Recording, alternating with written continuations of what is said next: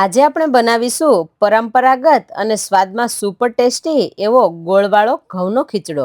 આ ખીચડો ખાવામાં એકદમ હેલ્ધી અને મોંમાં મૂકતા જ પીગળી જાય એવો બને છે. તો તેના માટે મેં અહીંયા 250 ગ્રામ ઘઉંના ફાડા લીધા છે. ફાડાને સાફ કરી લીધા છે. હવે એની સામે મેં 200 ગ્રામ ગોળ લીધો છે. હવે મેં આખો ગોળ લીધો છે એટલે ગોળને કટિંગ કરી લઈશું. તો ગોળને ઝીણો ઝીણો આપણે સમારી લેવાનો છે, અથવા તો ખમણીની મદદથી તમે ખમણી પણ શકો. હવે માટીના પાટિયાની અંદર પાણી ગરમ મૂકી દઈશું. તો આપણે જેટલા ફાડા લીધા છે એનાથી 3 ગણું પાણી લેવાનું છે. પાણી બરાબર ગરમ થઈ જાય એટલે એની અંદર ફાડા ઉમેરી દઈશું. સાથે સમારેલો ગોળ અને મેં આ તજ લીધો છે.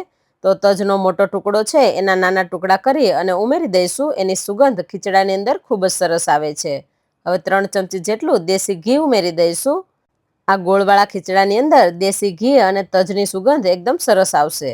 હવે ઢાંકી અને ચડવા દેવાનો છે. અહીંયા ખીચડાને ધીમા તાપે ચડવા દેવાનો છે એટલે એકદમ સરસ બનશે.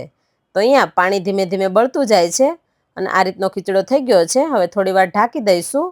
તો 10 મિનિટ જેવું થઈ ગયું છે અને બધું પાણી શોષાઈ ગયું છે અને આપણો ખીચડો બનીને તૈયાર થઈ ગયો છે.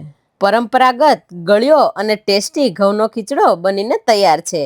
આ ખીચડા ઉપર થોડું દેશી ઘી નાખીને ખાવાની ખૂબ જ મજા પડી જાય છે. તો તમે પણ પરંપરાગત અને શક્તિથી ભરપૂર એવો ગોળવાળો ઘઉંનો ખીચડો જરૂરથી ટ્રાય કરજો.